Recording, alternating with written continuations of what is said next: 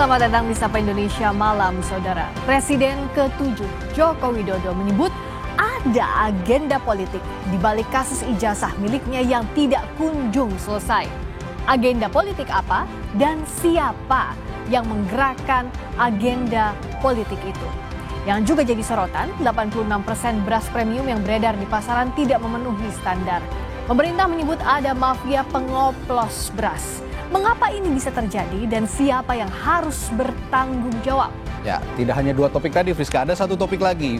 Malam ini, Saudara, Garuda Muda Timnas Indonesia U23 akan mengawali langkah di Piala AFF dengan menghadapi Brunei Darussalam. Bagaimana strategi asuhan Gerald Vandenberg ini? Kami akan hadirkan ulasannya dan analisisnya di Sapa Indonesia Malam hari ini. Saya Radi Saputro. Dan saya, Friska Clarissa. Inilah Sapa Indonesia Malam selengkapnya.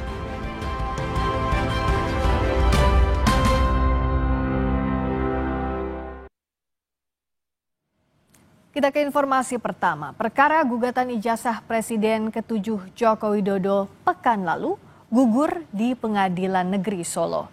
Hari ini penggugat ijazah Jokowi mendaftarkan banding atas putusan Majelis Hakim PN Solo.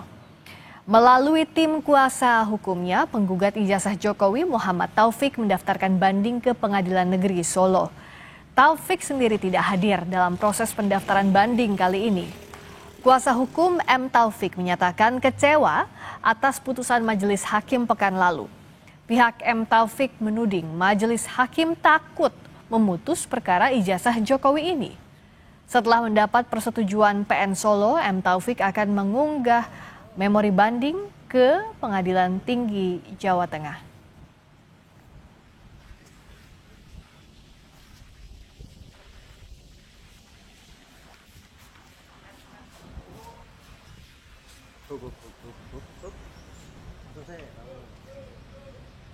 Sebetulnya kewenangan mengadili itu sebenarnya sudah ada diatur dalam Perma nomor 4 tahun 2016. Di sana termasuk kewenangan absolut oleh hakim. Dan dalam keterangan pada Perma nomor 4 tahun 2016 itu sebetulnya sangat tidak beralasan kalau hakim menyatakan tidak berwenang. Kami beranggapan hakim tidak berani mengadili perkara ini. Karena menurut Perma dan menurut KUHP dan sebagainya ini mestinya hakim kalau betul-betul objektif mereka berani menyidangkan.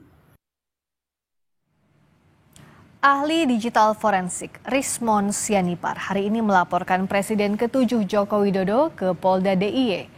Jokowi dilaporkan karena dianggap menyebarkan berita bohong soal dosen pembimbingnya saat kuliah di Fakultas Kehutanan UGM yang bernama Kasmujo. Rismon bilang pada tahun 2017 saat berada di Fakultas Kehutanan UGM, Jokowi menyebut Kasmujo sebagai dosen pembimbing skripsinya. Sementara pada Mei 2025, Kasmujo menyebut dirinya bukan dosen pembimbing skripsi, melainkan dosen pembimbing akademik. Namun pernyataan berbeda Kasmujo terucap saat Rismon menemuinya langsung di rumahnya di Sleman. Kepada Rismon, Kasmujo mengaku dirinya juga bukan pembimbing akademik karena masih asisten dosen. Atas dasar itulah, Rismon Sianipar akhirnya melaporkan Jokowi ke Polda DIY. Nanti karena bebannya jadi dari kami. Ini kita melaporkan Joko Widodo ya. Terkait dengan dugaan penyebaran berita bohong dan lainnya.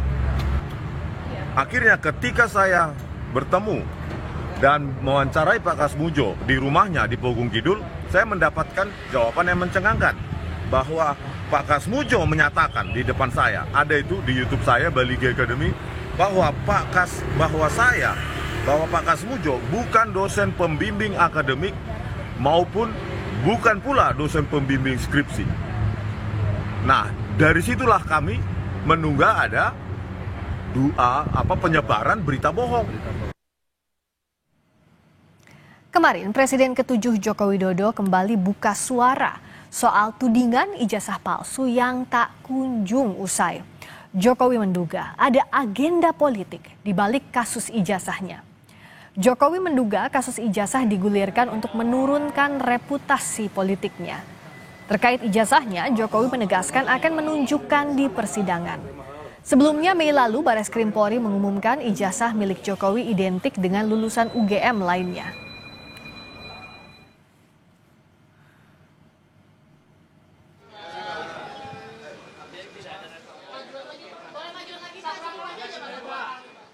Baca kemarin sudah dalam proses penyidikan. Ya sudah serahkan pada proses hukum yang ada. Kemudian kita lihat nanti di sidang-sidang yang ada di pengadilan seperti apa. Artinya tapi yang jelas saya ingin menunjukkan ijazahnya di dalam sidang pengadilan nantinya. Perasaan politik saya mengatakan ada agenda besar politik untuk menurunkan reputasi politik, untuk mendowngrade yang ya buat saya biasa-biasa aja. Salah satu penuding ijazah palsu Jokowi, Rismon Sianipar, membantah tudingan Jokowi yang menyebut ada agenda politik di balik kasus ijazah. Rismon menegaskan dirinya adalah peneliti yang tidak terafiliasi dengan ormas ataupun partai politik. Rismon menyatakan tudingan yang dilontarkan kelompoknya terkait ijazah Jokowi berbasis fakta dan dikaji secara ilmiah.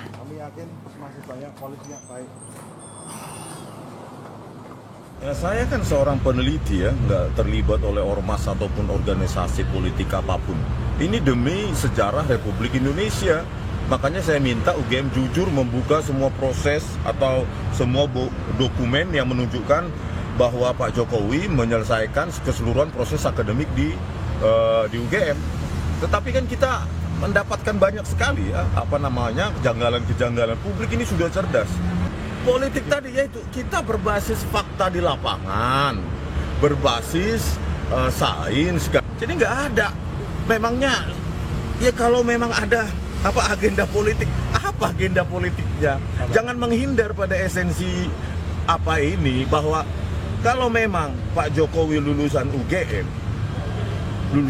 pasti bangga tanpa diminta pun pasti menunjukkan.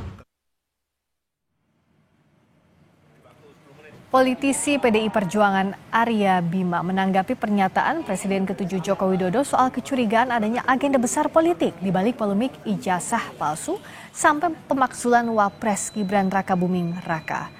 Arya Bima menyebut seorang negarawan sudah seharusnya terbiasa diterpa isu. Arya menyoroti sikap Jokowi yang kerap menyampaikan hal bersifat personal ke publik. Menurut Arya, polemik yang ditujukan dan dialami Jokowi merupakan hal biasa di dunia politik. Pak Zulan juga itu menyangkut masalah ijazah. Saya melihat itu satu hal yang biasa dalam satu dinamika politik di negeri ini. Juga dirasakan oleh PDI Perjuangan, oleh Pak Prabowo, oleh Pak SBY, oleh Pak Erlangga, kan semua merasakan itu. Dan toh juga tidak disampaikan ke publik. Tapi rakyat membutuhkan dorongan dan semangat dari Pak Jokowi selaku negarawan, selaku orang yang pernah menjadi pemimpin Presiden Republik ini, Presiden 2 periode, Gubernur dan Wali Kota. Pak Jokowi perlu memberikan semangat pada rakyat dan bangsa ini untuk bangkit. Kita beralih ke informasi lainnya. Mendikbudristek periode 2019-2024 Nadiem Makarim memenuhi panggilan pemeriksaan Kejaksaan Agung. Nadiem diperiksa sebagai saksi atas kasus dugaan korupsi pengadaan laptop Chromebook di Kemendikbudristek. Ditemani kuasa hukumnya, Hotman Paris Hutapea, Nadiem datang ke Kejagung Selasa pagi sekitar pukul 9. Kapus Penkum Kejagung Harli Siregar bilang pemeriksaan Nadiem untuk menggali informasi pengadaan laptop Chromebook mulai dari perencanaan hingga pengawasannya pada periode 2019-2022. Ini merupakan pemeriksaan kedua kalinya terhadap Nadiem setelah pemeriksaan pertama di Kejagung pada 23 Juni 2025 lalu.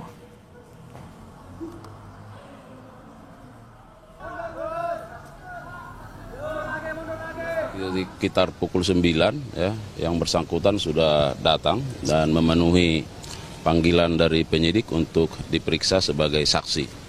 Tentu momen ini sangat urgen karena tentu penyidik selama ini sudah melakukan berbagai pemeriksaan dan pemanggilan terhadap berbagai pihak dan melakukan penggalian terhadap berbagai informasi ya, mengumpulkan bukti-bukti dan termasuk bahwa penyidik juga kan sudah melakukan pembacaan, pengkajian, analisis terhadap barang bukti baik berupa dokumen maupun apa yang terdapat di dalam barang bukti elektronik.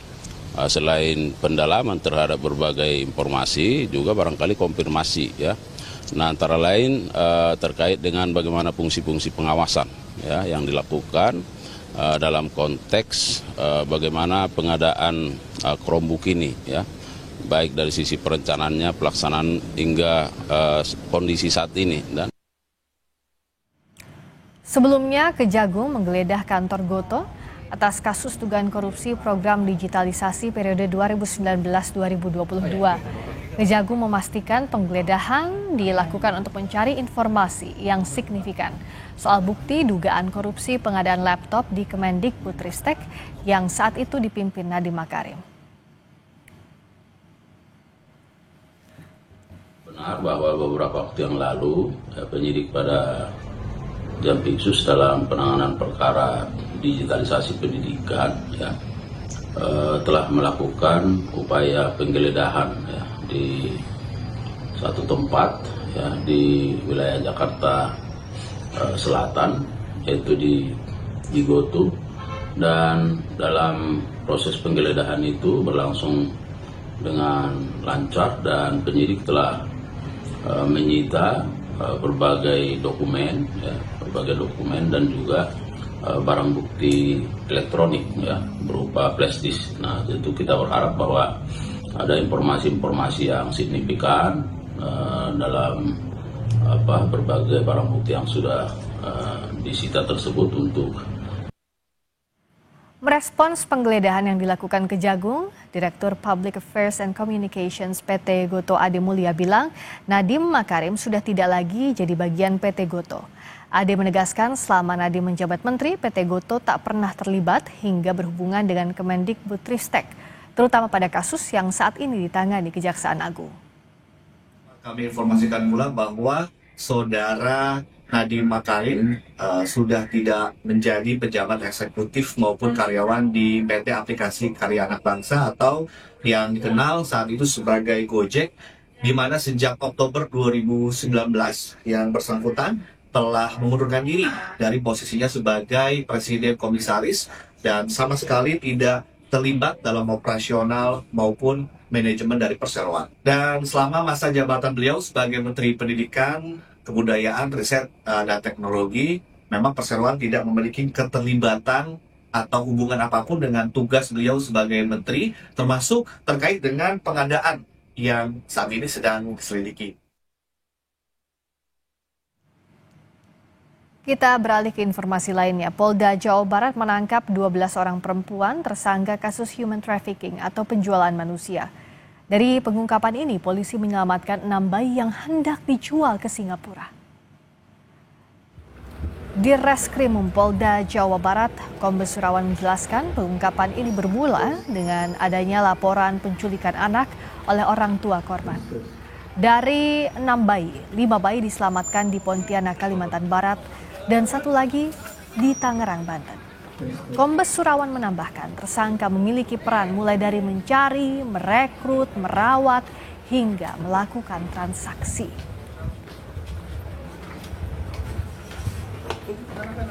Berhasil mengamankan sindikat perdagangan bayi internasional. Kita mengamankan 12 tersangka yang dimana inisial SH atau LSH dan kawan-kawan. Jadi dari para tersangka ini kita berhasil mengamankan bayi 5 orang di Pontianak yang rencananya akan dikirimkan ke Singapura dan sudah dilengkapi dengan dokumen-dokumen. Ya, kebanyakan berasal dari daerah Jawa Barat. Nah, kasus ini berawal dari laporan salah satu orang tua di mana ada penculikan anak, kemudian kita kembangkan dari keterangan tersangka yang ada sudah 24 bayi. Selengkapnya soal pengungkapan sindikat penjualan bayi internasional, kita tanyakan ke jurnalis Kompas TV Reza Pratama dari Bandung, Jawa Barat. Reza, bagaimana saat ini nasib juga kondisi bayi yang diselamatkan? Apakah sudah dikembalikan ke orang tuanya? Baik, Friska dan juga saudara, selamat sore. Untuk nasib bayi gitu yang kemarin diamankan oleh pihak kepolisian, begitu ada 6 bayi begitu. Saat ini memang sedang dititipkan di salah satu panti asuhan yang ada di Kota Bandung dan kondisinya dalam keadaan sehat begitu. Kemudian untuk orang tuanya memang pihak kepolisian dari Polda Jawa Barat ini memang masih melakukan pencarian terhadap orang tua dari ke-6 bayi tersebut karena memang dari 6 bayi tersebut 5 bayi ini ditemukan atau diamankan oleh pihak kepolisian di wilayah Pontianak begitu dan satunya di Tangerang. Untuk 5 bayi yang ditemukan di Pontianak ini memang sudah siap untuk diperjualbelikan begitu untuk dikirimkan terutama ke Singapura begitu sudah lengkap dengan surat-suratnya, dokumen-dokumen keimigrasiannya pun sudah lengkap begitu ini bisa atau siap dikirimkan oleh para tersangka ini ke Singapura karena memang dari Singapura tersebut bayi-bayi tersebut ini memang akan diadopsi begitu oleh pemesan. Kepolisian juga mengungkap bahwa selain 6 bayi tersebut, 24 bayi ini sudah diperjualbelikan begitu. Mohon maaf dengan kisaran harga 11 hingga 16 juta rupiah. Dan saat ini memang kepolisian masih terus mengungkap kasus ini. Apakah memang ada oknum begitu yang bisa menjual bayi-bayi tersebut hingga ke luar negeri? Ini kepolisian masih terus akan mengungkap terkait kasus tersebut dan melakukan pengembangan. Friska. Reza, pertanyaan besarnya kan begini. Seperti apa kronologinya, lalu apakah ada oknum yang bermain? Mengingat penjualan bayi ini bisa hingga ke luar negeri. Ya, baik Friska dan juga saudara, bahwa pertama kali ditemukannya kasus ini oleh pihak kepolisian adalah adanya laporan dari seorang ibu bahwa ada penculikan begitu. Namun setelah dikembangkan oleh pihak kepolisian, kemudian menangkap tersangka, pihak kepolisian ini menyatakan bahwa tidak hanya penculikan, tapi ada perdagangan manusia atau human trafficking begitu. Yang saat ini kasusnya adalah bayi begitu. Bayi tersebut memang rata-rata usianya kurang dari 1 tahun begitu yang akan diperjualbelikan. Bahkan ada dari seorang ibu yang sudah akan menjual bayinya saat masih dalam kandungan begitu karena dari pemesan tersebut sudah dibiayai persalinannya kemudian sehingga semua urusannya sudah disiapkan begitu oleh pemesannya hingga dilahirkan kemudian dibawa begitu oleh tersangka untuk dirawat ataupun langsung diperjualbelikan. Nah, terkait oknum begitu, pihak kepolisian tidak menyebutkan informasi apakah ada oknum dari imigrasi ataupun siapa itu yang bisa mengirim atau memperjualbelikan ke luar negeri begitu. Saat ini memang masih dalam proses pengembangan dari pihak kepolisian dan Polda Jawa Barat pun saat ini akan bekerja sama dengan Interpol begitu karena ini menyangkut antar negara dan rencananya pihak kepolisian akan melakukan rilis pada esok hari begitu rencananya terkait kasus ini begitu Friska. Baik, rilis terkait sindikat perdagangan bayi akan dilakukan esok hari. Terima kasih Reza langsung dari Bandung, Jawa Barat. Berikutnya saudara, Satgas Pangan menemukan 86% beras premium di Indonesia ternyata dioplos penjual dengan potensi kerugian triliunan rupiah. Kita bahas usai jeda di Sapa Indonesia Malam.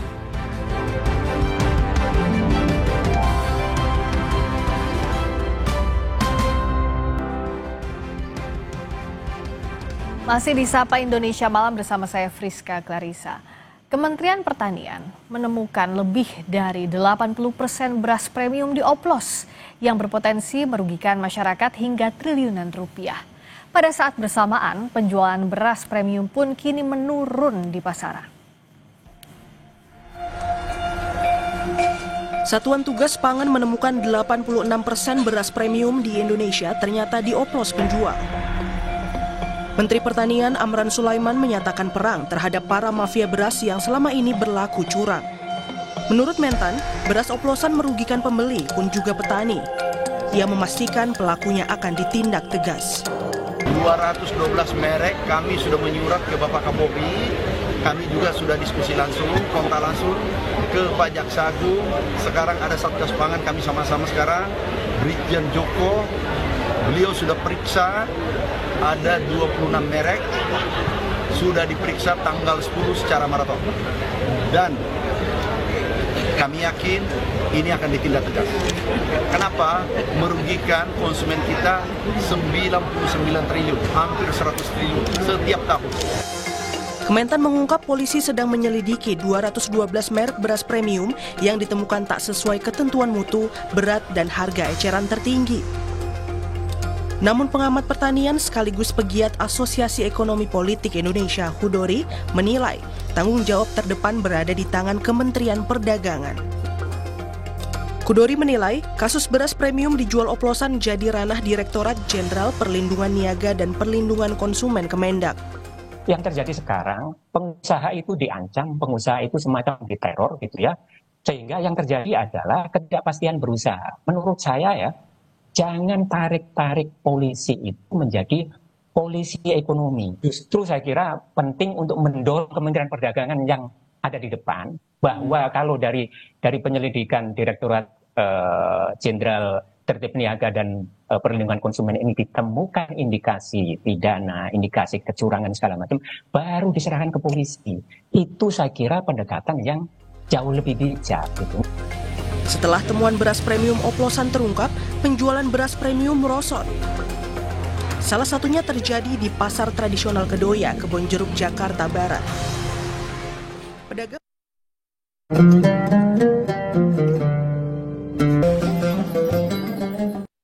mengakui masyarakat kini beralih ke beras jenis biasa. Pedagang pun memperhatikan kualitas beras premium saat ini pun menurun. Kalau beras premium itu jelek, makanya omset kita turun. Banyak yang sekarang yang biasa, tidak lagi yang premium itu kotor berasnya, karena itu kan beras campuran. Sebelumnya, Kementerian Pertanian menemukan ratusan merek beras premium dijual tak sesuai ketentuan berdasarkan survei di 10 provinsi dari 6 hingga 23 Juni lalu. Kementan menghitung kerugian ekonomi akibat praktik ini mencapai hampir 100 triliun rupiah per tahun. Tim Liputan, Kompas TV.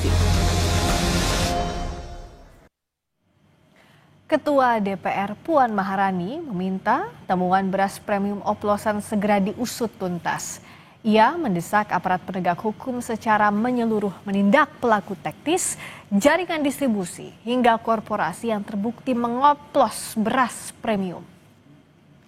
Ada pihak-pihak yang melakukan hal tersebut harus langsung ditindaklanjuti, diproses secara hukum, jangan sampai kemudian merugikan rakyat. Dan DPR tentu saja akan melakukan pengawasan melalui komisi-komisi yang ada di DPR untuk ikut menindaklanjuti terkait dengan hal itu. Kita bahas bersama dengan anggota Komisi 6 DPR RI fraksi Demokrat Herman Hairon dan peneliti pertanian Center of Reform on Economic atau CORE Eliza Mardiani. Selamat malam Mbak Eliza, juga Bang Herman. Halo. Selamat malam. Mbak Friska. Kita ketemunya bahas oplosan lagi, beras oplosan lagi, belum beres-beres nih. Saya harus ke Bang Herman dulu nih. Jadi langkah terkini Komisi 6 sudah berkoordinasi dengan mitranya dengan Kementerian Perdagangan sejauh mana untuk mengusut beras premium oplosan? Ya, sebetulnya instrumennya banyak ya. Kalau melihat kepada regulasi misalkan, perundang-undangan sudah menyebutkan di dalam Undang-Undang Nomor 18 Tahun 2012 tentang pangan, juga sebetulnya secara eksplisit menyebutkan dilarang untuk melakukan oplosan atau mencampurkan antara kualitas tinggi dengan kualitas rendah, kemudian menjadi kualitas tertentu yang pada akhirnya merugikan terhadap masyarakat. Bahkan bukan hanya secara harga, secara kualitas merugikan terhadap keamanan pangan. Yang kedua ada Undang-Undang Nomor 7 Tahun 2014 tentang perdagangan, yang juga ini melarang terhadap peredaran yang tidak sesuai dengan label iklan pangan. Tentunya ini bisa dijerat oleh hukum.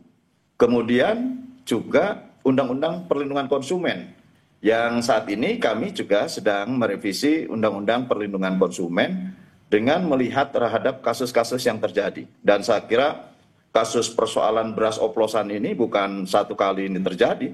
Ini dari beberapa waktu yang lalu ya selalu terjadi. Karena ini adalah komoditas yang setiap hari dikonsumsi, dan pada momentum-momentum tertentu, dikala kemudian suplai kurang memadai, kemudian harga meningkat tinggi, biasanya mereka untuk mengejar market mengoplos terhadap beras yang berkualitas tinggi dengan kualitas rendah, kemudian menurunkan pada kualitas tertentu. Nah ini tentu tidak boleh gitu ya, baik ditinjau dari sisi peraturan perundangan manapun tidak diperbolehkan dan dapat dijerat secara hukum. Nah, Bang Oleh Herman, karenanya, oke, saya tanya dulu, ini kan 212 merek bahkan kan? Dan kalau tadi dikatakan berulang, justru harusnya nggak boleh berulang. Apa yang masih luput sejauh ini? Kenapa kok masih bisa berulang? saya tentu harus mendapatkan informasi lebih lanjut ya atas 212 merek dagang ini, karena 212 merek dagang juga diproduksi oleh 7 perusahaan besar yang selama ini menguasai pasar gitu. Nah kalau 212 merek dagang dengan 7 perusahaan besar, tentu ini harus dijelaskan kepada publik, dan bahkan saya setuju Ketua DPR untuk melakukan penyelidikan dan penelusuran secara menyeluruh. Agar apa? Agar informasinya jelas, apa yang kemudian dimaksud dengan oplosan, apa yang kemudian yang dimaksud dengan merugikan terhadap masyarakat, baik dari sisi harga maupun dari sisi keamanan pangan. Karena lebih penting bahwa keamanan pangan itu lebih mementingkan perlindungan konsumennya gitu. Oleh karenanya hukumannya juga lebih tinggi terhadap ancaman keamanan pangan. Apalagi kalau kemudian disertai dengan persoalan kartel yang menyebabkan harga tinggi dengan kualitas rendah. Saya kira ini banyak pasal, banyak undang-undang yang tentu bisa menjeratnya. Namun, tentu kami mohon penjelasan lebih jauh dulu. Informasinya seperti apa, jangan juga serta-merta ada alasan-alasan yang bisa diterima, bahkan sesuai dengan label dan iklan pangan. Karena label dan iklan pangan pun ini bisa menjadi persoalan hukum tersendiri jika tidak diikuti oleh para produsen di bidang pangan. Nah, Mbak Eliza, ini sebenarnya dari mana sih kok nggak selesai-selesai masalah beras oplosan premium pula? Kan konsumen ruginya 2 kali ya. Tadi ada ancaman keamanan pangan, di sisi lain juga rugi uang banyak karena harusnya belinya beras kualitas premium yang didapatkan malahnya KW.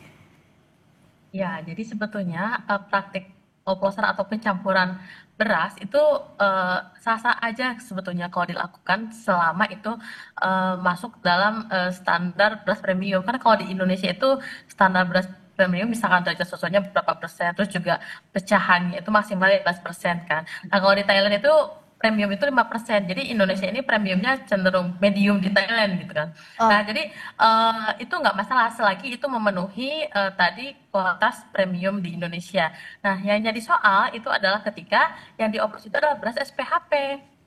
Yang mana beras SPHP ini itu untuk masyarakat menengah bawah. Jadi kan karena SPHP ini dia disubsidi oleh pemerintah, sehingga ketika harga tinggi itu kan kalangan menengah bawah ini mereka bisa tetap membeli harga beras dengan harga yang terjangkau gitu. Membeli beras dengan harga yang terjangkau. Nah, ketika SPHP ini bocor dijadikan premium, nah berarti kan ini yang mengganggu dan merugikan konsumen terutama kelas menengah bawah, karena mereka dari sisi ketersediaan beras SPHP ini kan jadinya amat sangat sedikit kan. Nah, sehingga mereka ujung-ujungnya malah membeli juga harga beras dengan harga tinggi gitu.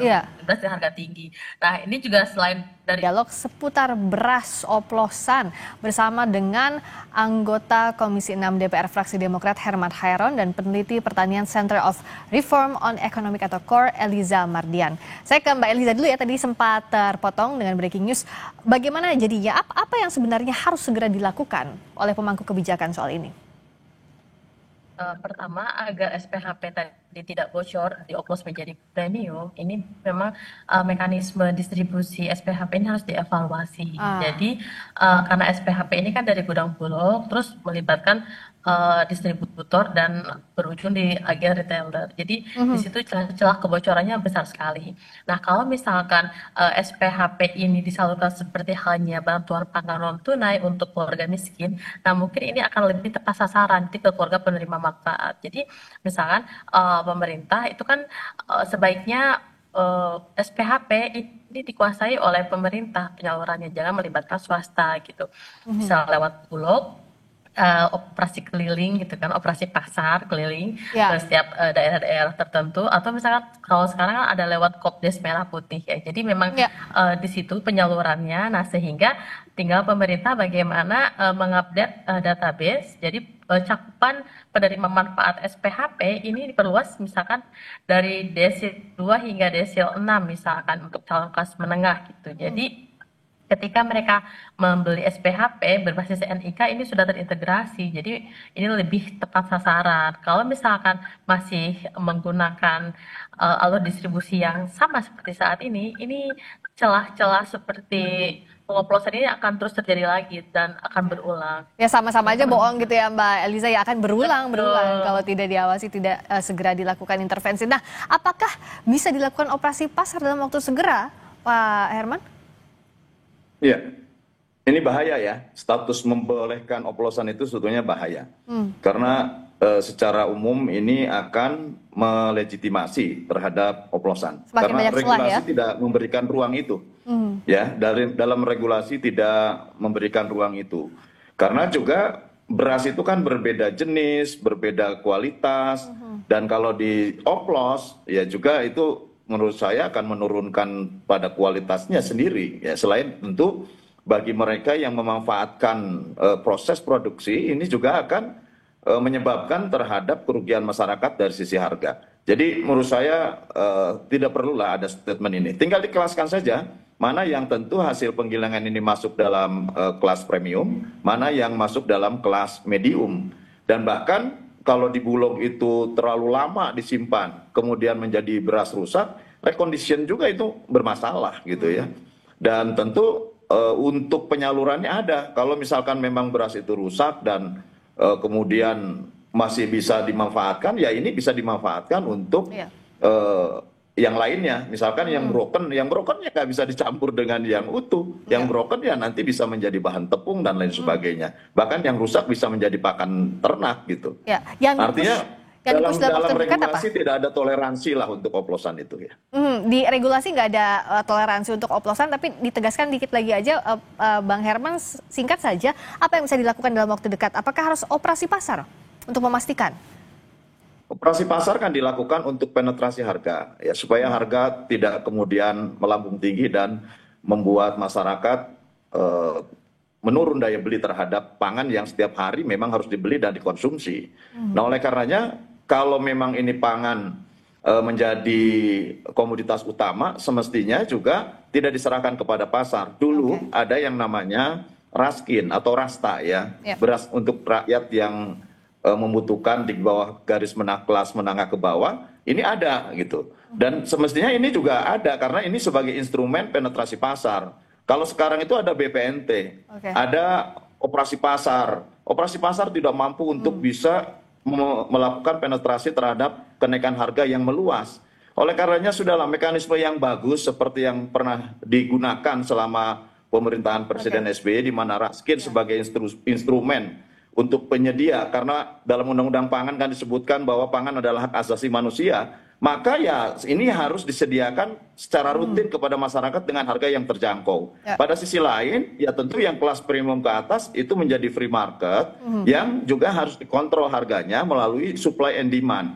Ini yang menurut saya ya harus dijaga oleh kebijakan. Tetapi sekali lagi jangan memberikan ruang bahwa oplosan itu boleh dan dilegitimasi oleh sebuah peraturan teknis. Ini bahaya karena pasti yang akan terjadi adalah pelanggaran-pelanggaran terhadap baik itu terhadap harga maupun terhadap kualitas. Kalau begitu harus di-push, siapa yang berani main-main harus tegas regulasinya, jangan sampai sulit sekali jadi warga negara Indonesia. Beras aja harus dioplos. Dalam sistem pengawasan kami sebetulnya sudah berlapis ya. Ada di Kementerian Perdagangan, misalkan Perlindungan Konsumen dan Tata Niaga. Kami juga ada badan lembaga, yaitu Badan Perlindungan Konsumen Nasional, ada BPKN. Jadi sebetulnya lembaga ini sudah cukup memberikan kekuatan untuk bisa melakukan pengawasan terhadap pelaksanaan undang-undang, baik undang-undang pangan maupun undang-undang perdagangan dan undang-undang perlindungan konsumen. Tetapi yakinlah bahwa kami sedang menyusun dan kami akan lebih memberikan ketegasan kembali di dalam regulasi terhadap para pelaku yang melanggar hukum di bidang pangan. Ya, ditunggu ketegasannya, jangan sampai beras aja harus dioplos. Padahal ini jadi bahan makanan sehari-harinya warga negara Indonesia. Terima kasih banyak Bang Herman Hairon, anggota Komisi 6 DPR Fraksi Demokrat. Terima kasih juga peneliti pertanian dari KOR, Eliza Mardian. Terima kasih Mbak Eliza, terima kasih Bang Herman, selamat malam. Terima kasih. Berikutnya saudara, Timnas Indonesia U23 bakal menghadapi Brunei Darussalam di ajang Asian Championship U23 atau Piala AFF U23. Bagaimana peluang Timnas mengatasi Brunei sekaligus memburu gelar juara? Kita bahas usai jeda bersama Radhi Saputro di Sapa Indonesia Malam.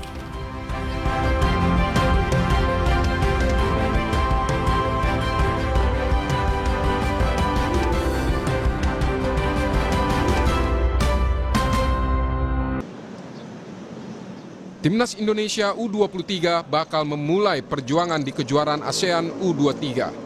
Selasa malam 15 Juli, Garuda Muda akan menjamu Brunei Darussalam di Stadion Gelora Bung Karno, Jakarta. Pelatih Timnas U23 Gerald Vandenberg menyebut sangat puas dengan kualitas pemain di skuadnya, meski tanpa diperkuat Marcelino Ferdinand dan Rafael Struijk. Dia bilang tak akan menganggap remeh tim lain dan bakal mengejar kemenangan di setiap pertandingan. I'm very happy with the team I have, and I think we will try to perform. And you have to respect every opponent. You know, we play against teams, and the only thing what we can do is try our best, give everything, and try to beat every team. And the opponent will do the same. And I think that's the only thing what we need to do: perform, try to get better, and then we will see at the end. Pelatih Brunei Darussalam U23 Aminuddin Jumat menyebut anak-anak asuhnya siap bertarung melawan tuan rumah. Dia bilang skuadnya sudah mempersiapkan diri beberapa bulan dan bakal menunjukkannya dalam laga melawan Indonesia. We came here to compete with courage and then discipline in our tactical preparations. We would like to take this opportunity for us to show our progress, that how we've been prepared. In a few months. Of course, Indonesian, as I said, we know their quality. Of course, we prepare for this. Of course, they are also a host country. So at the moment, I can't say much because of Indonesians. In Indonesians, we say they have the good talent. So we are looking forward to see them tomorrow. Timnas U23 akan tergabung di grup A bersama dengan Brunei Darussalam, Filipina, dan Malaysia. Setelah melawan Brunei, Indonesia bakal menghadapi Filipina pada 18 Juli dan kemudian Timnas U23 Malaysia pada Senin 21 Juli. Di grup A, hanya Indonesia yang punya prestasi paling mentereng di ajang ASEAN Championships U23 atau yang dulu dikenal sebagai Piala AFF U23. Dalam 4 kali keikutsertaan, Timnas U23 menjadi juara pada 2019 saat mengalahkan Thailand 2-1, kemudian jadi runner-up pada 2023 setelah kalah di final melawan Vietnam. Pertandingan pertama tentu tak akan mudah, namun bermain di hadapan publik sendiri diharapkan dapat menjadi suntikan semangat ekstra bagi Garuda Muda. Tim Liputan Kompas TV. Saudara, pelatih Timnas U23 Gerald Vandenberg mengaku tidak terlalu mengetahui kekuatan Brunei Darussalam. Lalu bagaimana peluang Timnas di kejuaraan ini? Kita akan bahas bersama analis sepak bola Roni Pangemanan. Selamat malam Bung Roni. Selamat malam Mas Radhi. Bung Ropan panggilnya. Ya, siap. Bung Ropan, kalau secara umum melihat kekuatan ini kita lihat di grup Indonesia ini menghuni grup A ya. Ya, ada ini Brunei, bersama Filipina, Malaysia dan Ya. juga Brunei Darussalam. Kalau melihat 4 negara ini termasuk Indonesia, sebenarnya kita kan punya cukup prestasi yang mentereng di AFF U23. Ya. Peluangnya kali ini bagaimana kira-kira?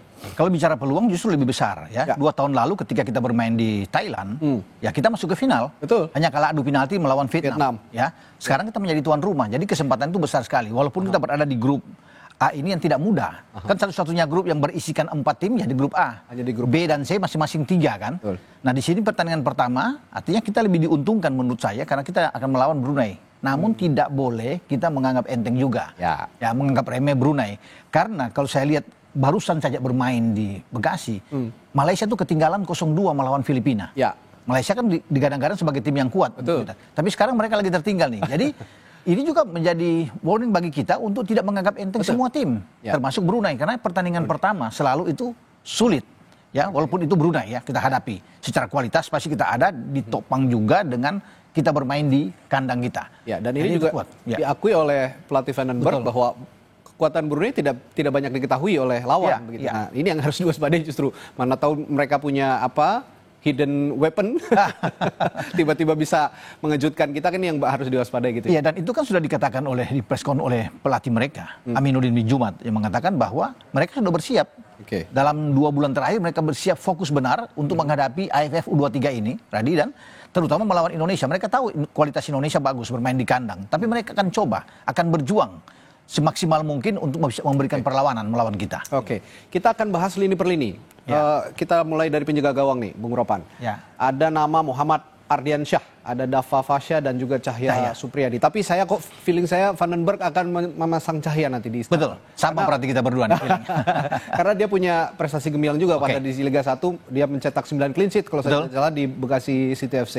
Nah, lihat performa anak-anak muda khususnya di penjaga gawang, sudah pede belum di ajang AFF ini kira-kira untuk Cahya? Kalau bilang pede pasti sangat pede ya? Sangat percaya diri. Apalagi seorang anak muda yang sudah punya pengalaman ya bermain di timnas kita, apalagi di timnas muda seperti Cahya Supriyadi. Artinya dia akan lebih tenang untuk menghadapi situasi ini ditopang dengan kita bermain di kandang kan. Lebih bagus buat dia. Dan saya yakin dia akan menjadi pemain utama yang untuk ditampilkan melawan Brunei di starting 11 yang akan dimainkan oleh Gerard Vandenberg. Dari penjaga gawang kita ke back, pemain belakang. Wah, ini lumayan nama-nama mentereng juga ada di sini yang menjadi langganan timnas U23. Ada Brandon Schoenemann, Kakang Rudianto, Doni Tripamungkas, M. Alvarezi Buffon, Muhammad Ferrari, Kadek Arel, Frankie Misa dan Ahmad Maulana. Nah, kalau untuk center back sepertinya susah untuk menggeser Ferrari dengan Kadek Arel ya. Betul. Apa ada menurut Anda, ada analisis Anda, ada pilihan lain selain 2? Tergantung opsi yang dimainkan oleh Gerard Vandenberg. Dia mau bermain dengan apa? 4-3-3 atau dengan pola seperti waktu zaman STY di tim senior dengan pelatih Kluivert saat ini di senior dengan 3-4-3. Kalau bermain dengan 4, karena dia kan Vandenberg ini filosofinya kan attacking football, sepak bola lebih menyerang. Pemain-pemain harus banyak memegang bola, ball positionnya. Kalau dengan 4 back flat, kalau kita bicara di belakang, saya pikir di kiri itu bisa Doni Tri akan bermain, Doni Tripamungkas. Kemudian di kanan itu ada Kadek Arel. Ada Kakang Rudianto. Kadek akan bermain dengan Ferrari sebagai 2 back tengah. Itu kalau 4 back. Ya, kalau bermain dengan 3 back itu mungkin akan mengorbankan Kakang. Doni Tri akan masuk ke dalam. Doni Tri, Kadek dan juga dengan Ferrari kalau bermain dengan 3 back. Itu yang akan kita akan tunggu. Gerard akan bermain dengan, tapi saya lebih feeling dengan 4 back ya. 4 back ya. Kadek Arel bersama dengan Ferrari akan bermain 2 di sini, kemudian ada Doni Tri dan Kakang Rudianto. Kita beranjak ke lini tengah, Bung Ropan. Ada nama Yardan Yali, Arkan Fikri, Firman Juliansyah, Robi Darwis, Raihan Hanan, Tony Firmansyah. Saya menjagokan Arkan Fikri, Robi Darwis, Raihan Hanan jadi starter. Kalau Bung Ropan bagaimana? Ya bisa saja, itu satu opsi yang sangat bagus. Kalau bicara dengan Arkan Fikri kan dia pemain yang pengalaman, bahkan di putaran kedua ketika bermain di timnas lebih senior di zaman STY dia pernah bermain. Jadi kalau Arkan Fikri saya firm itu dia bisa bermain. Kalau Raihan Hanan bermain dia lebih ke depan. Jadi dibutuhkan pemain yang lebih menyerang, lebih attack ke depan. Nah tinggal satu lagi. Saya pikir ada 2, bisa dengan bermain dengan Tony Firmansyah dan Robi Darwis. Robi Darwis tipikal karakter adalah lebih bertahan. Mirip sama The Professor ya. Tom Haye ya. Dia lebih bertahan. Nah, kita akan tunggu apakah Robi Darwis akan dimainkan. Tapi karena di 2 tahun yang lalu di Thailand dia bermain di belakang dengan 3 back. Robbie Darwish. Ya. Nah sekarang bisa saja yang akan dimainkan adalah Tony Firmansyah, pemain Persebaya ini bagus. Tapi tidak mengecilkan kemungkinan dengan Robbie Darwish akan main. Ya, salah satu di antara dua itu sama-sama bagus. Tapi kalau dua pemain firm adalah Arkan Fikri dan Rayhan Hanan. Iya. Nah kalau pengen menyeimbangkan antara penyerangan dan bertahan, kira-kira nama siapa yang cocok dimainkan oleh Vandenberg? Ya kalau bertahan, pemain yang satu gelandang bermain dengan 4 back, ada satu di depan dua, Kadek dan Ferrari, bisa Robbie Darwish. Itu pasti Robbie Darwish. Bisa aja dengan Rayhan Hanan dan Arkan Fikri yang bermain. Saya pikir ini satu komposisi yang sangat baik. Kita lihat daya gedor lini depan timnas U23 kita. Ada Rahmat Arjuna, Dominikus Dion, Jan Schreven, ini bintangnya nih. Ada Altaf Indi, Victor Detan, dan Hoki Carakan. Nah, Hoki juga sudah sering main di senior juga main di senior juga, punya pengalaman lebih juga. Betul. Bagaimana melihat lini depan ini, terutama nama Jan Schreven yang belakangan jadi sorotan sebenarnya? Kalau bermain dengan 4-3-3 atau 3-4-3, saya pikir yang akan tersisi adalah Hoki Caraka. Tidak mungkin akan bermain dengan 2 striker, kecuali 4-4-2 dengan 2 striker. Maka nama Jan Schreven itu sudah pasti dijamin. Dia akan bermain depan. Tinggal kita menanti ini siapa 2 pemainnya akan bermain di flank, di sisi sayap. Satu nama saya pikir adalah Detan. Victor Detan akan masuk. Tinggal di kiri ini apakah Rahmat Arjuna atau Altaf Indi yang akan bisa bermain. Kalau bicara speed, Rahmat dengan Altaf? Saya pikir Rahmat boleh dimainkan. Karena di Liga 1 kemarin bersama dengan Bali United, dia 31 pertandingan, 6 gol dan 4 assist. Sedang bagus. Bisa saja Rahmat akan bermain, ini punya speed, punya kecepatan. Jadi dia bisa bermain bergeser mungkin agak ke sayap, bisa saja. Bukan berarti Altaf Indi tidak bisa bermain, bisa aja Altaf bisa bermain. Tapi kan disuruh pilih, harus ada 3. Makanya Jan Schreven, Victor Detan, dan juga Rahmat Arjuna menjadi pilihan saya. Terakhir ya sosok pelatihnya sendiri, ada Gerald Vandenberg. Kalau kemarin saya lihat gitu ya track recordnya Gerald ini, banyak yang melihat bahwa laga perdana Gerald ini sepertinya tidak terlalu mulus dari pelatihan ke pelatihan. Kalau di timnas U23 kira-kira bakal mulus nggak nanti? Gerard kan belum pernah menangani tim U23. Dia kan banyak di anak-anak muda, di akademi dan. Nah ini pertaruhan dia untuk langkah awal dia untuk bisa menangani tim nasional U23 kita. Karena kan bukan cuma di sini, ini akan menjadi batu loncatan dia menuju ke ASEAN, Piala Asia. Kualifikasi Piala Asia kan di bulan September. Kita menjadi tuan rumah di Sidoarjo. Itu kan lebih penting karena ada Korsel di sana. Jadi ini saya bilang pertaruhan ujian dia untuk bisa apakah dia bisa menangani tim U23 dengan baik. Tanpa ada pertandingan pemanasan, uji coba. Ini juga kan menjadi banyak pertanyaan. Di saat tim-tim lain ada uji coba dan dia tidak. Tapi dia yakin bahwa tidak perlu dengan uji coba, cukup ada game 11 lawan 11 di TC, dia yakin. Dan alasan dari Gerard, saya bilang masuk akal, dia takut pemain-pemain itu cedera. Ada pemain-pemain utama Jan Schreven cedera, ini akan sulit. Atau Arkan Fikri cedera, ini akan Ferrari cedera, akan berbahaya untuk menghadapi Piala AFF. Karena kan dia dituntut untuk bisa menjadi juara, bukan saja ke final. Harus juara. Iya, kalau ngomongin ke final sudah sebelumnya.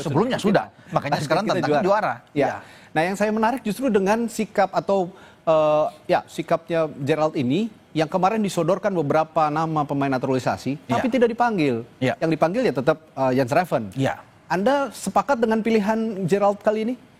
Iya, kalau memang mau juara memang lebih bagus kalau misalnya di sana ada Marcelino, kan banyak orang yang ingin ada Justin Hubner, Ivar Jenner, Rafael Struijk. Apalagi Struijk saat ini kan sudah bermain di Dewa United, dia sudah resmi. Rafa juga sudah ke Bali United, sudah meninggalkan Dordrecht. Tapi kan dia yakin.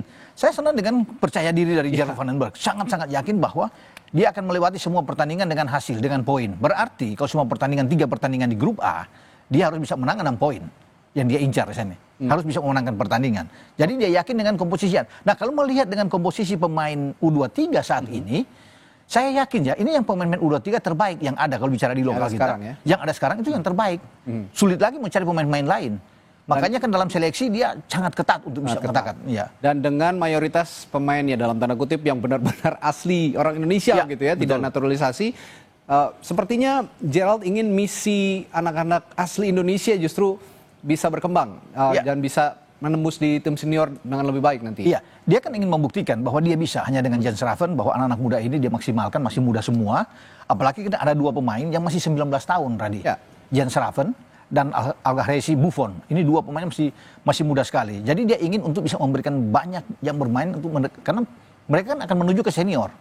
Dan yang paling penting di sini dia akan melihat siapa-siapa saja dari U23 di AFF ini atau di Asian Cup ini untuk dia bisa pakai di kualifikasi Piala Asia di bulan September.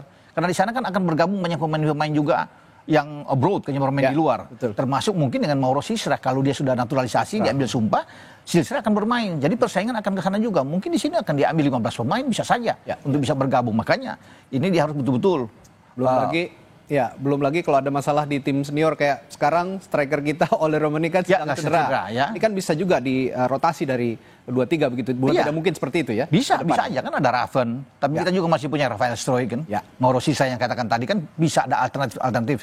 Tapi karena masih panjang untuk bermain di Oktober. Jadi kalau bagi Ole Romani yang cedera, saya pikir di Agustus dia sudah sembuh.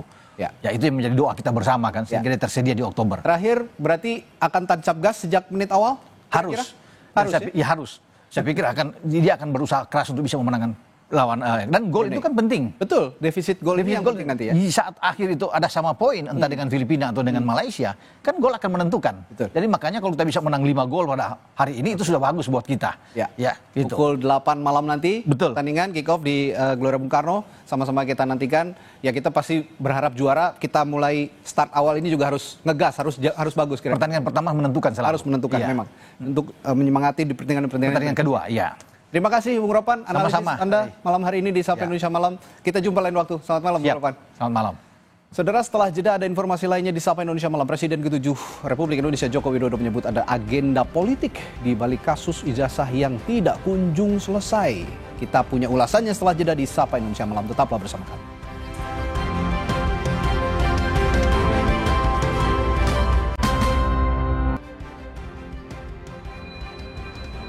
Presiden ke-7 RI Joko Widodo kembali buka suara soal tudingan ijazah palsu yang tak kunjung usai. Jokowi menduga ada agenda politik di balik kasus ijazahnya. Menurut Jokowi, kasus ijazah digulirkan untuk menurunkan reputasi politiknya. Jokowi menegaskan akan menunjukkan ijazahnya di persidangan. Bila nantinya perasaan politik saya mengatakan ada agenda besar politik untuk menurunkan reputasi politik, untuk mendowngrade yang buat saya biasa-biasa aja. Salah satu penuding ijazah Jokowi palsu, Rismon Sianipar, membantah tudingan Jokowi yang menyebut ada agenda politik di balik kasus ijazah. Rismon menegaskan dirinya adalah peneliti yang tak terafiliasi dengan ormas ataupun partai politik. Rismon menyatakan tudingan yang dilontarkan kelompoknya terkait ijazah Jokowi berbasis fakta dan dikaji secara ilmiah. Saya kan seorang peneliti ya, nggak terlibat oleh ormas ataupun organisasi politik apapun. Ini demi sejarah Republik Indonesia. Makanya saya minta UGM jujur membuka semua proses atau semua dokumen yang menunjukkan bahwa Pak Jokowi menyelesaikan keseluruhan proses akademik di UGM. Tetapi kan kita mendapatkan banyak sekali ya, kejanggalan-kejanggalan. Publik ini sudah cerdas. Politik tadi yaitu kita berbasis fakta di lapangan, berbasis sains, jadi nggak ada. Memangnya ya kalau memang ada agenda politik, apa agenda politiknya? Jangan menghindar pada esensi ini bahwa kalau memang Pak Jokowi lulusan UGM pasti bangga tanpa diminta pun pasti menunjukkan. Karena itu. Sementara politikus PDI Perjuangan Arya Bima menilai seorang negarawan seharusnya sudah terbiasa diterpa isu. Menurut Arya, polemik yang ditujukan dan dialami Jokowi merupakan hal biasa di dunia politik. Baik itu menyangkut isu pemakzulan, juga itu menyangkut masalah ijazah. Saya melihat itu satu hal yang biasa dalam satu dinamika politik di negeri ini. Juga dirasakan oleh PDI Perjuangan, oleh Pak Prabowo, oleh Pak SBY, oleh Pak Erlangga. Kan semua merasakan itu. Dan toh juga tidak disampaikan ke publik. Tapi rakyat membutuhkan dorongan dan semangat dari Pak Jokowi selaku negarawan, selaku orang yang pernah menjadi pemimpin Presiden Republik ini, Presiden 2 periode, Gubernur dan Wali Kota. Pak Jokowi perlu memberikan semangat pada rakyat dan bangsa ini untuk bangkit dan maju.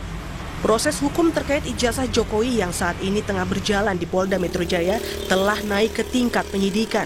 Sementara persidangan perkara ijazah Jokowi berlangsung di Pengadilan Negeri Sleman. Sementara di Solo, penggugat ijazah mengajukan banding atas putusan Hakim Pengadilan Negeri Solo. Tim Liputan Kompas TV. Saudara, Jokowi sebut ada agenda politik dalam kasus ijazahnya. Lalu benarkah demikian? Apa dan siapa yang memiliki agenda politik dalam kasus ijazah Jokowi ini?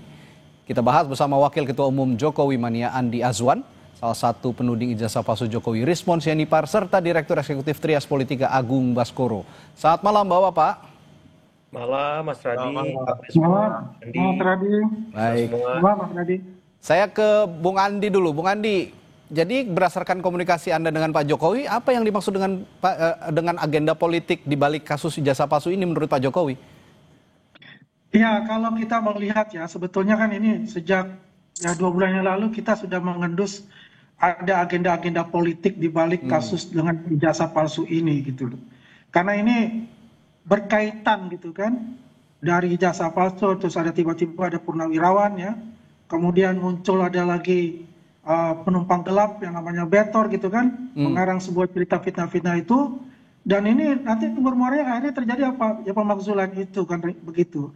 Jadi kita membaca itu, ini bukan murni sebetulnya. Ada agenda-agenda politik di balik itu. Dan itu disadari juga oleh Pak Jokowi. Karena kalau misal tidak agenda seperti itu, ya udahlah. Kita tunggu aja proses pengadilan itu sebetulnya. Kemudian apapun itu, keputusan apapun itu ya tinggal kita ikuti saja sebetulnya. Karena kan bagaimanapun ini sudah cukup lama ya kasus ini. Dan akhirnya yang terjadi adalah jadi bola-bola liar ya yang tidak bisa terkendalikan gitu loh. Akhirnya macam-macam lah yang terjadi kan. Banyak sekali agenda-agenda di luar yang masuklah ke dalam itu sehingga mencoba mencari celah-celah untuk bisa mengganti Mas Gibran sebagai wakil presiden. Oke. Menurut Anda ada relevansinya ke situ berarti ya Bung Andi ya? Ya, pasti itu ada relevansinya ke situ gitu. Oke. Tapi yang konkretnya sepertinya kalau Pak Jokowi sudah bicara seperti itu berarti beliau juga sudah tahu sebenarnya ada agenda politik besar yang dimaksud itu tadi. Tapi kenapa tidak diungkap saja agenda politik seperti apa yang detail begitu? Karena kalau memang tidak diungkap seperti ini takutnya malah jadi jadi kisruh saja begitu akhirnya. Ya sebetulnya masyarakat juga sudah cukup cerdas lah ya. Apa sih yang terjadi di balik kekisruhan ini ya, kegaduhan-kegaduhan ditimbulkan ini. Cukup cerdas lah untuk itu. Tidak perlu untuk diungkapkan siapa dalangnya A, B, atau C sebetulnya. Itu sudah menggambarkan yang nanti saja bagaimana terjadi di proses pengadilan sebetulnya. Itu yang bisa mengungkapkan misalnya kalau misalnya dalam pengadilan itu sudah diputuskan misalnya kami yang katakanlah quote-unquote bahwa kami itu menang gitu kan, bahwa ijazah kami ada ijazah Pak Jokowi ada asli. Apakah ada kegaduhan-kegaduhan selanjutnya? Kalau ada kegaduhan-kegaduhan selanjutnya itu tidak teredam, berarti memang agenda itu terkonfirmasi. Oke, saya ke Bung Rismon. Benar Bung Rismon ada arah atau ada relevansinya dengan upaya pemakzulan Wakil Presiden kita Gibran Rakabuming? Ya kami kan hanya mengeksaminasi hak-hak kami, ya hak dan kewajiban kami sebagai warga negara. Ya bahwa kami mematuhi ya hadir di Polda Metro Jaya atas laporan Pak Joko Widodo, ya itu juga bagian dari kewajiban kami sebagai warga negara. Tetapi samping kewajiban kan kami juga punya hak untuk melaporkan Pak Jokowi. Dan apa yang kami laporkan juga merupakan kontradiksi atau kontroversi yang dibuat sendiri oleh Pak Jokowi begitu loh. Ya, pada tahun 2017 berdialog dengan Pak Kasmujo dan di situ publik menyimpulkan bahwa Pak Kasmujo adalah dosen pembimbing skripsi dari Pak Kasmujo. Ternyata setelah saya datang ke perpustakaan Fakultas Kehutanan UGM bahwa nama Pak Kasmujo tidak ada di skripsi yang diduga atas nama Joko Widodo tersebut. Dan dikoreksi kemudian oleh Pak Jokowi bahwa Pak Kasmujo adalah dosen pembimbing akademiknya. Dan ketika saya temui, jawaban Pak Kasmujo membantah keduanya, bukan sebagai dosen pembimbing skripsi maupun dosen pembimbing akademik. Dan itu terkonfirmasi, jawaban tersebut juga diberikan Pak Kasmujo kepada seorang jurnalis Kompas TV, dia bernama Bung Dipo. Jadi Ini kan konsisten, oleh karena itu ini harus kita sudahi. Dan kami ingin mengeksaminasi ya hak-hak kami sebagai warga negara. Dan Pak Jokowi juga harus tunduk dong kalau dipanggil, ya seperti kami, datang dong, begitu. Dan kami meminta tadi, dan berkesempatan untuk bertemu dengan Direktur Reskrimsus Polda DIY, bahwa beliau akan secara hati-hati, seksama, untuk meneliti laporan kami tadi. Begitu, Bang. Baik. Jawaban Anda ini tetap dalam pusaran kasus, tapi pertanyaan saya tadi adalah sebenarnya untuk meng-counter menanyakan kembali, benarkah ada upaya-upaya lain di balik kasus dugaan ijazah palsunya Pak Jokowi ini? Seperti salah satunya tadi kalau kata Bung Andi soal pemakzulan katanya. Bung Rismon. Bang. Ya, Bung Rismon, silakan. Ada kaitannya dengan apapun. Ini kan murni kajian ilmiah yang yang dituduhkan kepada kami menjadi berita bohong. Padahal ini kan cuma ilmu dasar dalam image dan video processing. Ini kan ilmu dasar bahwa mahasiswa semester 5, semester 6 pun sanggup menganalisa ini, ya, bahwa dengan font identification itu font Times New Roman di lembar pengesahan skripsi, dan dari bundle yang didapatkan Bu Tifa pun sekarang terkonfirmasi bahwa teknologi pada lembar pengesahan skripsi tahun 1985 itu mesin ketik, dan itu diberikan langsung oleh si pemilik. Ya, dokumen asli tersebut, baik transkrip nilai, ijazah maupun skripsi, itu terkonfirmasi dengan analisa kami. Begitu, Bang. Baik. Jadi tidak ada motif politik apapun. Kami bertiga murni adalah pendapat akademik, ya, analisa akademik, dan siap untuk dibantah. Itulah indahnya demokrasi dalam akademik. Begitu, Bang. Mas Agung, kalau gitu saya juga tanya ke Anda, analisis Anda sendiri betul ada relevansinya dengan agenda-agenda politik besar seperti yang tadi dikatakan Pak Jokowi soal kasus dugaan ijazah palsunya Pak Jokowi ini? Ya, Pak Jokowi ini kan bukan istilahnya aktor politik kemarin sore ya, dan apa yang menjadi kasus yang dihadapi berturut-turut dan bertubi-tubi menyerang beliau dan putra beliau ya, Mas Wapres Gibran, semacam itu memang susah untuk tidak terkait satu sama lain karena momennya, waktunya itu bersamaan gitu. Bersamaan. Jadi saya sebagai analis juga kalau misalkan di panggung depan ini kasus hukum, Bang Rismon bilang beliau peneliti, nggak ada masalah saya. Tapi sebagai analis politik saya harus melihat operasi di belakang panggung itu.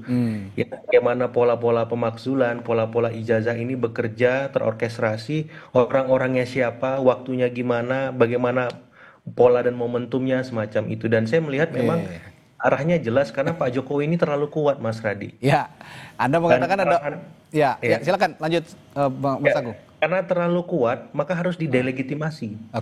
Baik. Caranya ya tadi dengan pemakzulan, dengan ijazah, istilah kata 2 titik kasus.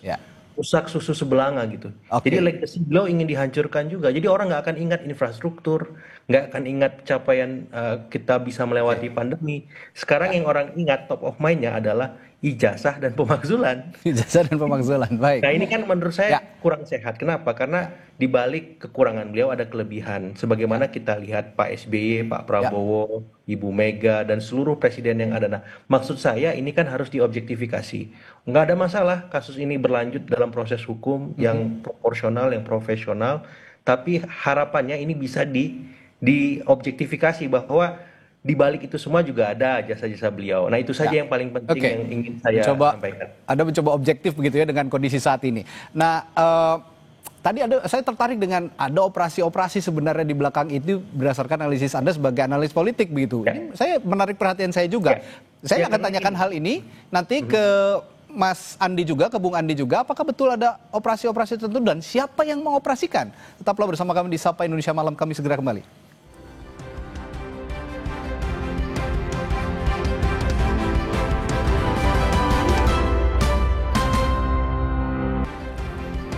Masih bersama Sapa Indonesia Malam, ada Wakil Ketua Umum Jokowi Mania Andi Azwan, lalu penuding ijazah palsu Jokowi Rismon Sianipar, dan Direktur Eksekutif Trias Politika Agung Baskoro.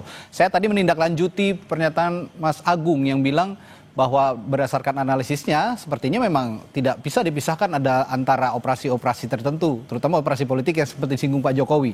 Nah kalau gitu saya tanyakan ke Bung Andi juga. Bung Andi, Anda tahu operasi-operasi soal yang Anda katakan tadi memang ada motif politik begitu, Anda tahu ada operasi-operasi tertentu dan siapa yang mengoperasikannya kira-kira Bung Andi?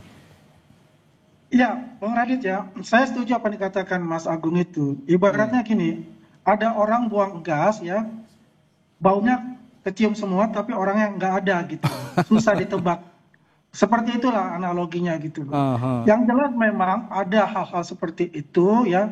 Kenapa? Karena rangkaiannya ini itu berkesinambungan gitu loh. Jadi backdoornya ini memang luar biasa untuk itu ya, untuk memanfaatkan situasi-situasi yang ada gitu. Karena itu juga dikatakan juga kan beberapa para pengamat politik yang mengatakan yang dengan argumen-argumen mereka gitu kan, ya sebagai contoh misalnya bahwa Mas Gibran itu hanya pelongo-pelongo ya, tidak bisa melakukan kegiatan-kegiatan, dan juga mendesak DPR untuk menjawab surat dari para purnawirawan. Ya itu konteksnya kita bisa lihat. Yang terakhir kan kemarin kita bisa lihat ketika Mas Suryo dan kawan-kawan itu ada hadir pula di situ kan, ada Mayor Jenderal Sunarko di situ kan, ada Pak Rajasa juga di situ kan, dari perwakilan dari Purnawirawan ABRI, dan juga ada lagi ini, ada Pak Said Didu di situ. Saya juga bingung apa konteksnya dia bergabung di situ gitu. Ya kan? Karena nggak ada korelasinya. Nah ini membuat suatu tanda tanya besar kepada kita semua, dan juga bisa menjadikan suatu ya jadi bola-bola liar gitu. Jadi menganalisa yang jadi bola-bola liar akhirnya yang terjadi, dan itu buat kita itu sudah ada suatu gambaran di dalam itu. Yang itu kembali lagi, kita ini bukan orang yang selalu akan menuduh tanpa ada bukti dan maupun data. Begitu Mas Radit. Jadi saya juga ingin minta tanggapan juga kalau gitu dari Bung Rismon. Bung Rismon tadi mengatakan tidak ada motif apa-apa. Ini murni soal untuk mengungkapkan soal kebenaran asli atau tidaknya ijazahnya Pak Jokowi. Tapi menurut Bung Andi kemarin ada beberapa rekan Anda juga Bung Rismon. Ada Mas Roy Suryo di sana, ada Pak Said Didu kehadiran dengan Purnawirawan TNI yang sebelumnya mengusulkan pemakzulan Gibran. Bagaimana tanggapan Anda soal ini? Bung Rismon? Ya, Bang. Ya. Iya, aduh, ini narasinya terlalu liar sekali, apalagi untuk saya ya. Ini narasinya Bung Andi ini terlalu liar tanpa ada pembuktian latar belakang saya, bagaimana. Saya menulis buku ratusan Pak Andi ya di Amazon. Jadi saya murni ini. Dan saya juga akan mempertimbangkan untuk melaporkan Pak Jokowi atas dugaan skripsi palsu. Karena memang tidak mendapatkan jawaban yang puas atas keterangan metode forensik yang dilakukan oleh Bareskrim terkait penggunaan cuma indera perasa, diraba, terus disimpulkan bahwa itu produk dari letterpress. Kami ingin ya itu diuji ulang, khususnya skripsi itu. Narasi-narasi liar itu yang disebutkan Bung Andi, ya, itu tidak menghentikan langkah saya supaya sejarah Indonesia ini diluruskan dan ke depan tidak ada lagi capres yang memiliki latar belakang khususnya pendidikan yang abu-abu. Ya, ini untuk generasi masa depan. Bung Rismon, artinya kehadiran Mas Roy Suryo kemarin, lalu kehadirannya Pak Said Didu itu tidak ada kaitannya dengan Anda begitu? Anda ingin mengatakan seperti itu ya, Bung Rismon? Kan memutuskan ini kan murni sejak awal kan saya tidak ada kaitan dengan siapapun. Jadi ya murni saya analisa sesuai dengan kompetensi saya dan itu siap diperdebatkan, dikatakan saya salah dan kita siap seminar, itu tidak ada kaitannya dengan aktivitas-aktivitas politik. Apapun itu tidak ada. Ini murni ya saya datang ke Jogja ya biaya sendiri. Kemana pun saya biaya sendiri Bung Andi. Jadi ya itu terlalu liar lah khususnya untuk saya. Ya. Boleh saya jawab ya? Sebentar, Bung Andi, saya ke Mas Agung dulu. Nanti saya kasih kesempatan ke Bung Andi. Mas Agung, kalau melihat pernyataan Pak Jokowi yang kemarin itu bahwa ada motif politik, ada agenda politik besar begitu ya, Mas Agung. Sebenarnya Pak Jokowi ini menargetkan siapa? Saya yakin juga ini sebenarnya Pak Jokowi pengen mengarahkan kepada aktor-aktor politik misalnya yang dianggap oleh dirinya ini membuat agenda besar yang ingin mendiskreditkan pribadinya Pak Jokowi. Kira-kira siapa yang disasar sebenarnya oleh Pak Jokowi?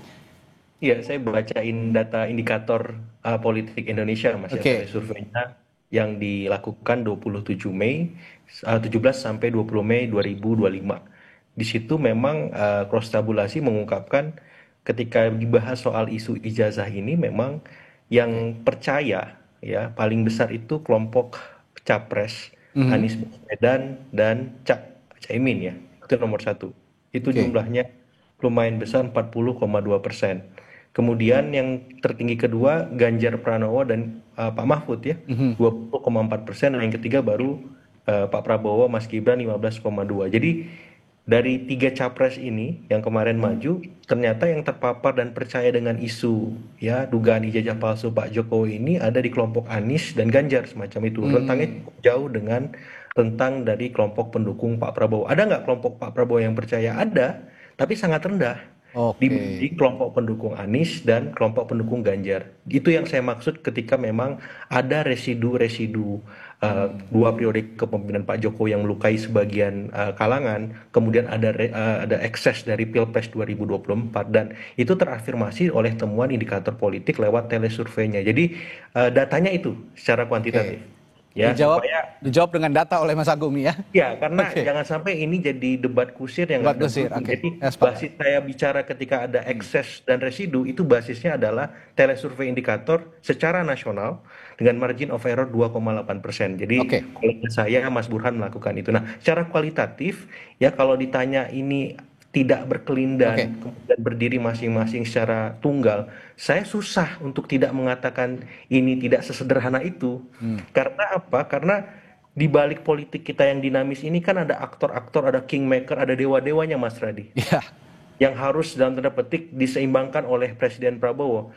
Ada dewa di Cikeas, ada dewa di Teguh Umar, ada dewa di Hambalang, ada dewa di Ciganjur, Cendana, dan seterusnya. Nah, saya kira dewa-dewa inilah yang saya kira sedang bermain dalam tanda petik untuk melihat situasi yang ada sekarang. Nah, dewa di Solo ini harus berupaya menyeimbangkan itu. Ya, saya kira ini permainannya yang sedang dilakukan oleh ya Bang Rismon, Bang Roy Suryo, dan Mbak Tifa. Ini ya bermain saja, tapi ekses dari permainan ini itu sedang dipantau oleh dewa-dewa di tempat-tempat tadi. Jadi Bang Rismon memang peneliti murni, Bang Rismon profesional di situ, tapi ekses dari yang dilakukan Bang Rismon itu dinikmati oleh para dewa-dewa tadi di luar seperti itu. Baik, Bung Andi singkat, Anda ada tanggapan soal jawaban dari Bung Rismon tadi? Silakan. Ya, menurut saya begini, Bung Rismon ini baper banget gitu loh. Saya katakan itu yang duduk pada saat itu. Mungkin Bung Rismon kan nggak ada di sana. Saya sepakat lah apa yang dikatakan Mas Agung itu, bahwasanya yang Bung Rismon ya sebagai ilmuwan aja gitu, tidak ada campur masalah politik. Tapi yang kemarin duduk bareng itu dan press conference itu memang itu adalah orang politik. Saya katakan quote unquote di situ. Karena yang dibahas itu macam-macam kan, berlebar semuanya gitu. Ya sampai juga masalah juga pemakzulan juga seperti itu. Ya kan? Jadi intinya sebetulnya adalah saya sepakat dengan Mas Agung itu bahwasanya itu apa yang ini terkonfirmasi lah. Saya kan sudah mengatakan ya itu 3 bulan yang lalu bahwa ada 4 kelompok kekuatan di sini yang ingin mendiskreditkan Pak Jokowi dan keluarganya. Ya satu saya bilang HTI dan FPI. Ya kedua yaitu para menteri yang dipecat Pak Jokowi. Ketiga oligarki hitam. Nah yang keempat ini yang tadi digambarkan oleh Mas Agung, yaitu anak abah dan anak banteng itu kan, yang istilahnya yang mereka tidak move on. Nah inilah terkonfirmasi semua. Jadi melihat celah-celah itu akhirnya apa, ingin ya membuat kegaduhan untuk negeri ini sehingga terjadi sesuatu yang mungkin saja mengadu domba antara kita semua gitu. Yang penting begini Mas Radit, bahwasanya apa yang dilakukan oleh Pak Prabowo dan juga Mas Gibran ini adalah satu paket untuk membangun negeri ini dipilih oleh rakyat Indonesia 58%. Ya, itulah intinya. Bung Rismon, saya beri kesempatan Anda terakhir untuk benar-benar meyakinkan publik bahwa Anda ini terpisah antara kasus hukum dan kasus politik. Apa yang bisa Anda yakinkan pada publik? Singkat saja, Bung Rismon. Ya, statement saya bahwa kekayaan perdebatan atau diskursus publik ini khususnya para ilmuwan atau akademisi itu harus kita glorifikasi untuk mengedukasi publik, bukan lewat narasi-narasi liar yang menurut saya ya justru menggeser esensi dari perdebatan atau diskursus untuk menguji keotentikan ya keaslian dari ijazah Pak Jokowi. Saya pikir ini mengedukasi publik bahwa ya Bang. Jadi Jauh sekali lah. Oke, Kalau baik, itu Bung Rismon. saya Kami tangkap. diproyeksikan kepada saya. Ya. Begitu. Baik, Bang. Bung Rismon. Dan saya yakin juga, kok saya punya keyakinan Pak Jokowi tetap akan merespons ini, dan saya dengar nanti akan ada pidato-pidato politik berikutnya, terutama nanti di Kongres PSI ya kalau saya tidak salah, Pak Jokowi akan menyampaikan pidato politik. Saya kok percaya hal ini akan diungkit kembali pada saat itu, dan menarik untuk kita cermati. Terima kasih Bung Andi, Bung Rismon, dan juga Mas Agung telah bergabung di Sapa Indonesia Malam hari ini. Sampai jumpa lagi. Selamat malam. Malam. Saudara, berita lainnya di Sapa Indonesia Malam, seorang pengendara sepeda motor menyerang polisi yang tengah menggelar razia lalu lintas dengan senjata tajam. Kami punya informasinya setelah jeda di Sapa Indonesia Malam.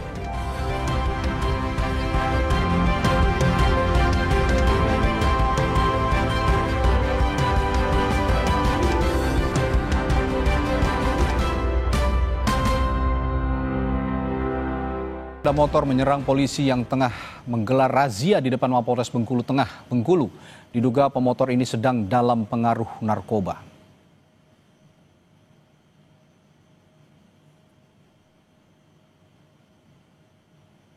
Seperti inilah aksi pemotor saat menyerang polisi yang tengah menggelar razia. Pemotor menyerang dengan senjata tajam karena menghindari razia. Pemotor sempat melarikan diri namun tidak lama ditangkap di dalam perkebunan.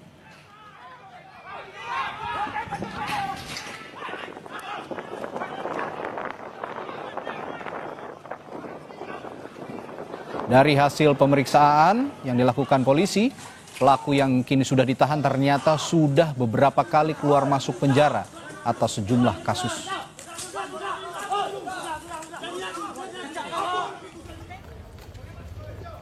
Penyerangan terhadap anggota lapas menggunakan senjata tajam. Kemudian kami amankan beserta sajamnya. Habis itu kami langsung mengembangkan terduga dan positif menggunakan narkoba. Timnas Indonesia U23 bakal menghadapi Brunei Darussalam di ajang Asian Championship U23 atau Piala AFF U23. Lalu bagaimana peluang timnas mengatasi Brunei sekaligus berbulu gelar? Informasinya akan kami hadirkan setelah jeda.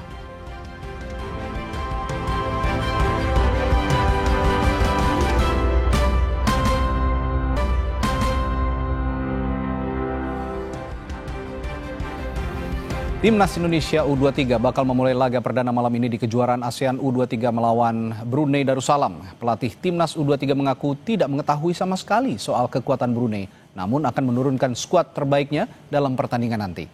Meski tidak diperkuat Marcelino Ferdinand dan Rafael Struijk, Vandenberg atau Gerald Vandenberg, pelatih Timnas U23 puas dengan kualitas pemainnya. Gerald mengakui tidak mengetahui sama sekali soal kekuatan Brunei, namun akan menurunkan skuad terbaik di pertandingan penyisihan. Timnas akan berada satu grup dengan Brunei Darussalam, Filipina dan juga Malaysia. About Brunei, I don't know something about Brunei, but I think we have to think about ourselves, and hopefully we can play a good game. No, I think that it's quite normal that I will play with the best players, and I don't care if they play in the first team or before or not. If players show me that they are better than the other one, yeah, then they will play. So they had to, you know, it's always a competition also with each other, you know. Penampilan memukau tim aerobatik dari Rusia bernama First Flight kami hadirkan sesaat lagi di Sapa Indonesia Malam.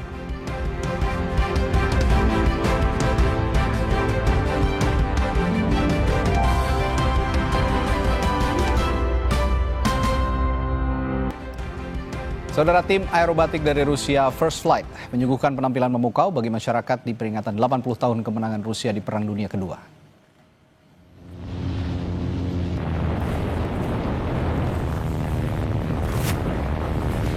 Manuver pesawat terbang bermesin piston ini berhasil memukau para penonton dengan atraksi akrobat di langit kota Perm, Rusia.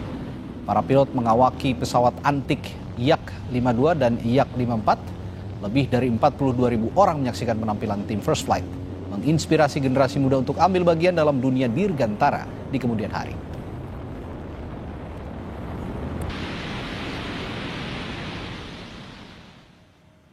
Informasi tadi sekaligus menjadi penutup jumpa kita malam hari ini. Dan di penghujung Sapa Indonesia malam hari ini, kami ingatkan Anda agar jangan lupa cukupi kebutuhan air mineral Anda setiap hari dan rasakan kesejukannya. Saya Friska Clarissa. Dan saya Radi Saputro berterima kasih. Sampai jumpa.